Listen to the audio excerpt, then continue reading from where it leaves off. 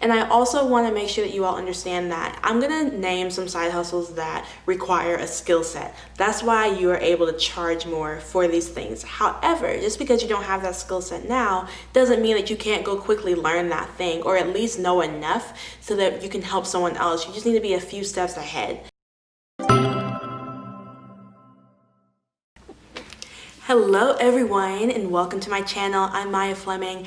I am so happy you all are here, and today we're going to be talking about 5 side hustles that are totally remote and high paying.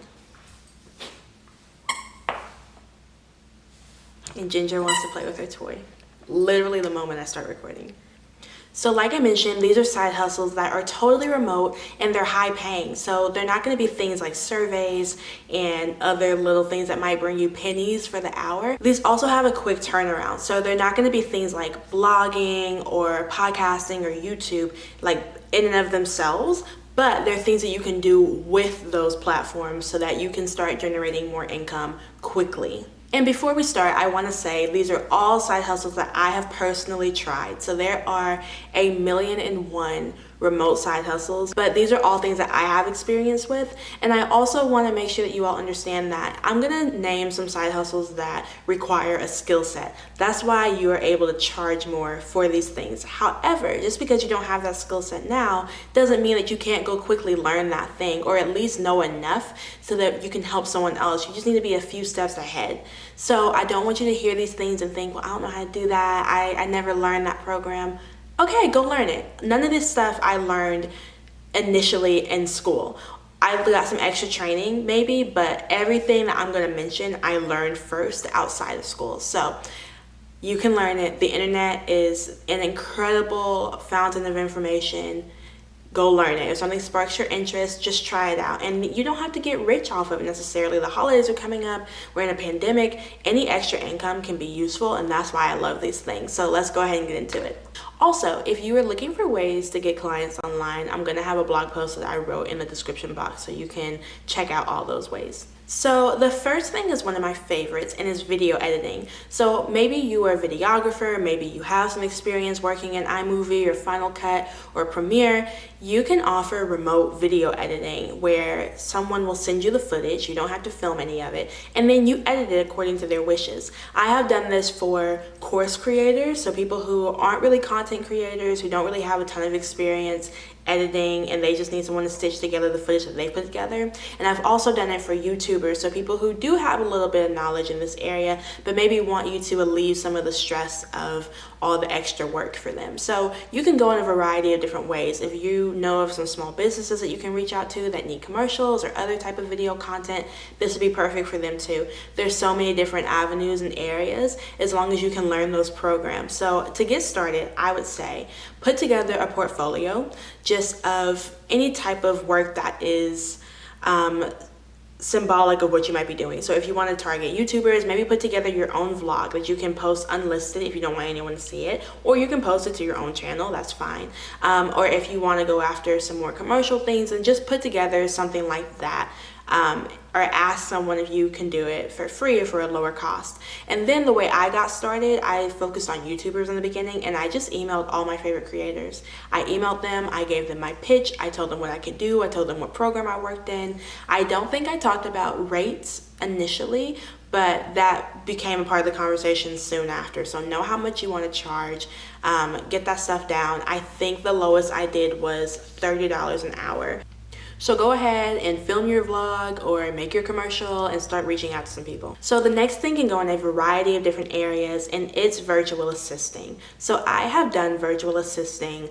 I haven't done it in about a year, but I had done it for a few years, and it looked differently with each client. For some people, I was focusing exclusively on Pinterest management. For some people, I was scheduling social media posts. I was engaging from Instagram accounts, anything like that. So I would suggest that you find some area that you can specialize in and then offer that initially. And then if you start to grow with a client and they start needing some extra help in other areas, then you can go ahead and fill in those spaces, but make sure you're also being compensated fairly for that. So I got started with this by taking a lot of courses. I was blogging at the time, so I already wanted to know these things, and I thought that'd be a great way to kind of let the course pay for itself. So I knew a lot about Pinterest growth. I knew a lot about growth hacking on Instagram. At the time, I had recently doubled my Instagram following with engaging with other users. No follow, unfollow. Don't go to anyone with that. That's a terrible strategy. But I had just been doing things like that, so I kind of knew a little bit more on how to offer those things. So I reached out to bloggers. I was also in a lot of Facebook groups for other bloggers. So as people reached out and said, I need help, do you know anyone who can do this? I was always the one who could immediately hop on it and say like, hey, I know how to do this. Here's an example of what I did. And as I got more clients, that portfolio grew. So I was able to get on places like Upwork and find clients. So the next thing is graphic design or illustration. So this is really fun. I love doing stuff like this because the clients are so different. So I have done things where I design Pinterest covers for people, or I design social media templates, all sorts of things. You can even make this a passive income opportunity by offering templates on Creative Market or Etsy or anything like that. That's totally up to you. I haven't gone down that route, but if you're interested, I think that's a great addition and another stream to add. But this is really fun because you can really just kind of be the person who is the visual behind, or the visual artist behind a brand. So again, this is one of those things where you can reach out to businesses and brands, or you can reach out to people who need templates. I'm always looking for templates on Creative Market so I can streamline my social media planning process. I love designing stuff, but with all the other jobs of having a brand, that gets pushed to the wayside often. So definitely go after people who are running different brands, who have separate social media accounts for their business or podcast or anything like that. I can guarantee they're always looking for time savers like that. So graphic design, templates, that's a must. And then if you want to go a step further with this and make it even more lucrative, web design is awesome. So that's the next one. And for this one, I love it because you don't need to know how to code. I specifically offer Squarespace Web Design that just requires some design talent, some creativity, some artistic whatever, just something that you have a good eye and you can sit down and piece together a website. A Squarespace website is kind of like a puzzle. You know, you kind of place things. It's a drag and drop model. It offers you a lot more control than Wix or Weebly, I think is another one.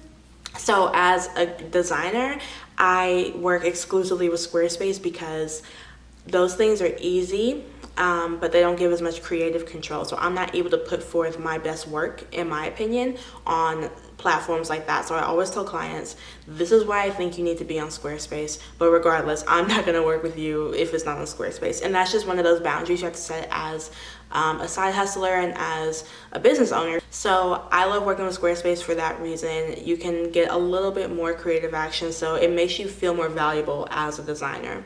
Getting started with this one wasn't difficult either. I already had blogs. Like I said, I had my own brand, so I designed the website myself, and people were always asking, hey, who designed your website? It looks awesome. So again, in Facebook groups, I was able to say, hey, I saw that you posted about needing someone to design your website for your podcast. I can help out with that. Or, hey, I heard you have a new brand. I can help out with that. So these were all things that happened fairly quickly. I put up my own website or like portfolio together, and by being in Facebook groups and being around the client, I think I got my first client like within the week. And I also reached out to people and said, hey, I'm working on building my web design portfolio. Would you be willing to work with me for a discounted rate? I don't do many things for free. I want to add that too. Some things, maybe if I was absolutely just starting out and had no portfolio at all, but I would say before, I would never work with it for another person for free doing these things. I would create my own projects, and you can Google like sample design projects or creative briefs and all of that. I would do that before working for free for another person, because there's a power dynamic there that's going to make that project miserable for you. So I would say if you're going to work with someone else, charge at least something, even if it's not what you're going to be charging in the long run. And it probably won't be, because you probably aren't going to go to them and be like $10,000 for a website when you don't even have anything to really show for it. But charge something. So the last thing, you might have heard my speech on Just Google it. Learn things on the internet. And you might be thinking, okay, if it's so easy for me to learn it, why wouldn't someone else learn it instead of paying me? And that's a good question, because you are saving them time, which is then saving them money, because they are able to put their focus and energy in the thing that's really advancing them forward. So a great way to offer a resource to people who are looking to save time and money but maybe can't pay for your services right now because they're just starting out or they don't understand the value of paying for it just yet, is writing an ebook or creating a course. So when you Google things like how to design a website or how to use Premiere Pro, things come up in the search results, right? So resources, blog posts, articles, all that stuff. If you could be one of those resources, then that could be a lucrative thing for you as well. I have made a lot of money podcasting through ebooks. So like I said before, making money from a podcast in and of itself can be time consuming. You have to wait. If you aren't getting like a huge audience, you might have to wait a while before you get sponsors. Sponsors can be flaky. You're kind of like answering to someone else. But if you implement other streams like having an ebook or having a course or some other resource, then that can generate some income early on and help you monetize. So I would totally suggest having some type of course, even if you aren't an expert. Like I said before, you just need to be a few steps ahead of the reader.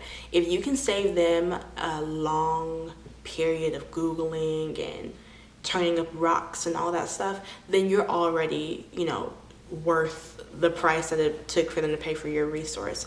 And ebooks can range anywhere from, I've seen ebooks for like $5. I think I've paid $50 for an ebook. That's the most I've ever paid. And it was for like app design, so it was very valuable.